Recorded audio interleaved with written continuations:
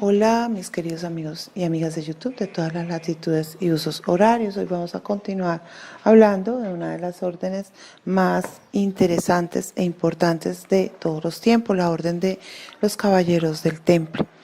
Hablaremos acerca de su modo de vida en Tierra Santa y de lo sorprendente que este puede llegar a ser, no solo por sus éxitos militares, sino sobre todo por su apego a la regla monástica, ya que a pesar del refinamiento cultural y de los estímulos sensuales propios del clima, los templarios parecen haberse apegado a su regla y conservado un modo de vida cuasi monástico a lo largo de toda su historia.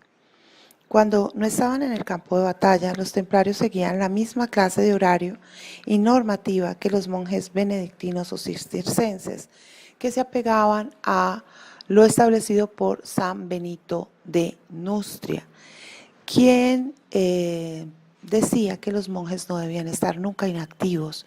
Ora et labora, reza y trabaja. El rezo debía darse a lo largo de todas las horas del día y debía interrumpir particularmente los momentos de sueño para evitar toda clase de desviaciones o sueños húmedos.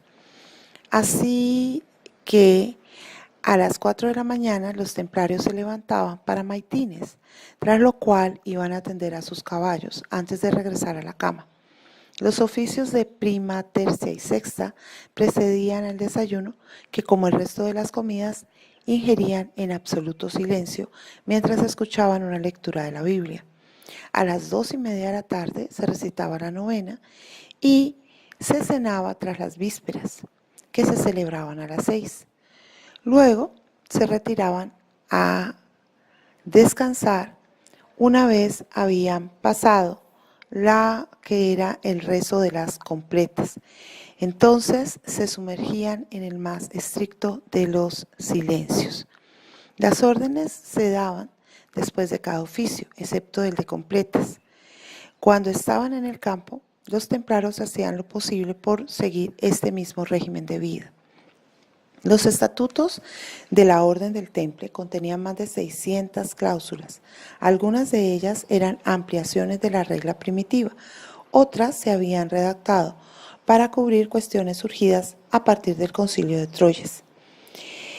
En cuanto a los votos de pobreza, obediencia y castidad, empecemos por hablar del de pobreza, diciendo que, aunque el sello original de la orden mostraba a dos caballeros montados en el mismo caballo para referirlo, con el paso del tiempo esto fue cambiando, de manera que para 1149 ya encontramos que el gran maestre podía tener hasta 4 caballos y podía disponer en su séquito de un capellán, un empleado, un sargento y un ayudante con un caballo para llevarle el escudo y la lanza.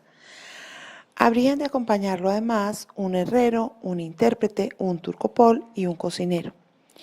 Los poderes del maestre tenían límites claros, no debía tener las llaves del tesoro y solo podría prestar sumas importantes de dinero con el consentimiento de un grupo de hombres honorables de la casa. Los templarios, como veremos más adelante, se convierten en los más importantes financistas de todas las campañas de Tierra Santa. También había límites para la generosidad. El maestre no podía obsequiar a un noble amigo de la casa con una copa de oro o de plata o un vestido de piel de ardilla, ni ningún otro artículo valioso que superara los 100 besantes. Y esos regalos solo los podía ofrecer con el consentimiento de sus compañeros y por el beneficio de la casa. La regla refleja además algunos de los prejuicios de la época. Por ejemplo, pese al compromiso de humildad, hacia mediados del siglo XII se volvió indispensable que el caballero templario fuera hijo a su vez de otro caballero o descendiente del hijo de caballeros. El hábito blanco, que se había elegido para simbolizar la pureza, pasó a ser ahora una marca de distinción y prestigio, de forma que las túnicas de los escuderos y sargentos eran por lo general marrones o negras. Los caballeros comían siempre en primer turno, los escuderos y los sargentos en el segundo. Dado que casi ninguno de los caballeros ni sargentos sabía leer o escribir, es probable que la mayoría de los estatutos simplemente reflejaran las prácticas que habían evolucionado y que los nuevos reclutas aprendían como alumnos en la escuela de la orden, que era de carácter relativamente público. Asimismo, los castigos impuestos en las escuelas públicas del pasado, las penalidades eran las mismas penalidades que se aplicaban a los templarios, bastante salvajes en general y consistentes en azotes, grilletes, obligación de comer del suelo como perros. Estas penalidades eran similares a las impuestas a los monjes y se consideraban bastante normales para la época. Bueno, la próxima vez seguiremos hablando de nuestros queridos amigos los templarios. Recuerda suscribirte a mi canal, activar la campanita. Todos los viernes estaremos subiendo contenidos. Sígueme en mis redes como @GilmaBetancur Oficial. ¡Nos vemos!